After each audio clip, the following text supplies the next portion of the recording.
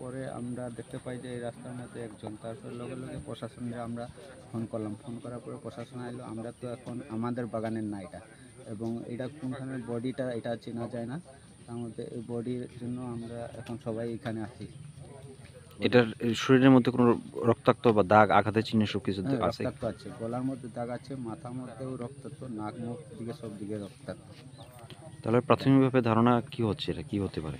এটা মনে হয় মার্ডারই। কোন সময় দেখছেন আপনারা? সকালবেলা মর্নিং করার। আনুমানিক কয়টা হয়? আনুমানিক আমাদের 6টা। এই ধরনের লাশ টাস আগে কোনোদিন এই বাগানে পাওয়া গেছে কি? না না, প্রথম।